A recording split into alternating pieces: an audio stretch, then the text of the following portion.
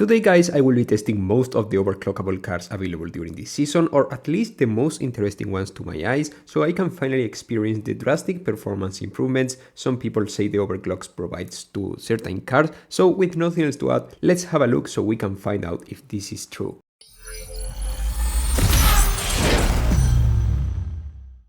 Let's begin with a car that was probably one of the most controversial ones, and of course I'm talking about the Lamborghini Huracan Evo Spider, which is basically the classic multiplayer plug. Well, as far as I could tell, once that you overclock this Huracan, the most obvious things you will get to experience will be how this car is literally 2 km per hour faster, which, well, let's get real. I expected it to be a bit more spectacular, maybe, in the area of the 4 to 5 km per hour improvement, since I genuinely thought that it would make a difference with capital D, but seems like regarding the top speed in the Huracan, you will only get to see how the car is, well, 2 km per hour faster, and that's it. If we focus on the acceleration, the overclock stats display a value of 85.6 points, which is quite great nonetheless, but not something explosive, since let's remember that the Huracan already had a strong acceleration to begin with. I guess that we can appreciate the biggest improvement in handling and nitro efficiency with increases up to 3 points on each, but being completely honest, the Huracan already had pretty solid values in both, so if we compare them to the Banda, which is, well, not available to overclock now, the Banda would still be better at pretty much everything compared to the Huracan. So I expected the overclock to be straight up a bit more powerful in these cases, since now we have a Huracan that, well, goes at 360 km per hour, but in most of the cases will still lose to a Banda electric Dendrobium. Well, maybe it's better that way, so most guys don't end up being in massive disadvantage against those who overclock their cars, which seems quite fair to me. Anyways, let's move to the next overclockable car that I wanted to have a look at, the Porsche 911 GT3 RS, because it's incredibly easy to drive, has a massive nitro efficiency and handling, and the drift radius is just perfect. But I always thought that having such a godly stats had to come at a price, and this car paid that price with its top speed, which is specifically what improves almost 3 km per hour once that you overclock this Porsche 911 GT3 RS. All the other stats increase as well, and I have realized that the overclock gives almost 4 fuel points to both handling and nitro efficiency in this case, which were both already excellent on this car, and now basically turns the 911 GT3 RS into an absolute monster, with a close to never-ending nitro accompanied with a Senna-like handling, which is absolutely perfect. I have done most of my research in B, A and S class, but I guess that the overclock approach regarding numeric values improvements is basically the same through the different classes, because it gives between 2 and 3 extra kilometers per hour to top speed in most of the cars, between 1 and 1.6 extra acceleration points, and between 2 and 4 extra points in handling and nitro efficiency to most of the cars, which effectively makes me think that it's quite similar to how the tuning kit works in Asphalt 8 nowadays, since it gives a static improvement to each stat between an arch of different values. It doesn't matter if you have a look at C, D or S class cars, because most of them will follow this rule as I explained before. And how does that translate to how the cars feel while using overclock? Well, all the cars you are seeing in this video were golden before getting the overclock boost, and in most of these cases the feeling is the exact same you would have driving them without overclock, just that with 2 km per hour faster top speed, and that's pretty much it. Because if the car had great handling before, 3 points won't make it feel like a completely different car,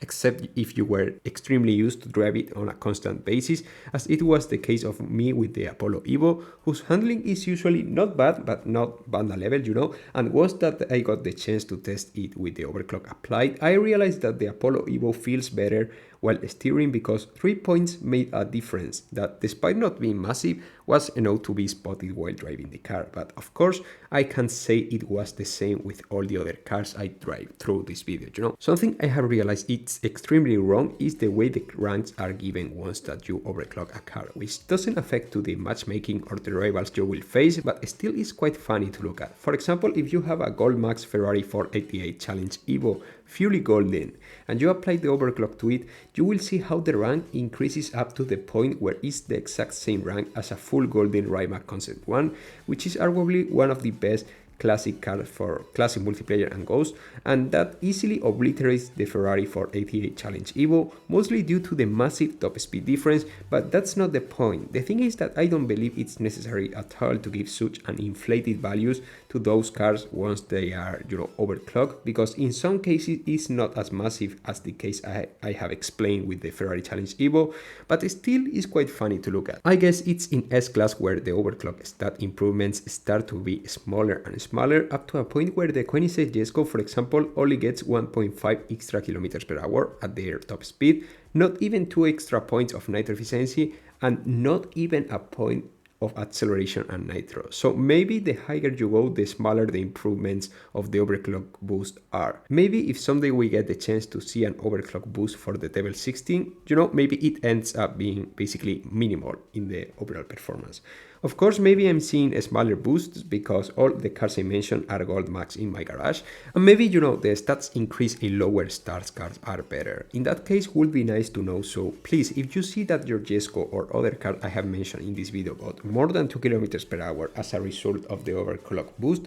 let me know so everyone can check, because as for now, I do really think that this rule applies to all the cars equally, no matter of how high their stats are or if they are maxed out or not, In a nutshell, I must admit that I'm quite surprised by the fact that the overclock gives such a low boost in most of the cases, given the fact that Gameloft sold it as if overclock was a massive deal, and now I could see that the cars are almost the same in most of the cases, and if you face a more skilled driver in the same car, could still won you, because I didn't mention it yet, but the skills factor is still there. The overclock may give a person better stats against someone who didn't go the overclock specs, for example, but at the end, skills makes the biggest difference, and you can literally buy skills. I have a gold max Devil, for example, and I have no problem saying that a truly skilled Jesko driver could beat me in some tracks, because Asphalt 9 is one of those games where, yeah, sure, you could have a massive garage, but at the end the game physics are the same for everyone, so if you end up facing someone more skilled than you, even if the player is using maybe a worse car, could end up winning you, and that's a fact. Of course, it's also kinda true that if you have a gold garage, you have more opportunities to practice with different kinds of cars, but still, if you end up playing casually like I do, it doesn't really matter if I use overclock or a golden devil, because I understand that if someone played and practices more than I did, I'm pretty much dead in that race, unless, maybe I'm lucky. Overclock is at the end another tool for those who like to spend on this game as a hobby to play with cars they own with a small boost, because you all will never convince me that the overclock provides a massive advantage. It's a small boost, and if your rivals are more skilled, you will likely lose to them, even if they are using a non-overclock car. I'm not saying that the overclock is completely useless, of course, but it's definitely not the boom I expected. So yeah, if you all were scared of how an overclock Banda would look like, you only have to look at the 911 GT3 RS and imagine it has 366 kilometers per hour with blue nitro. But now, as usual, it's your turn, guys. Did you expect this overclock to be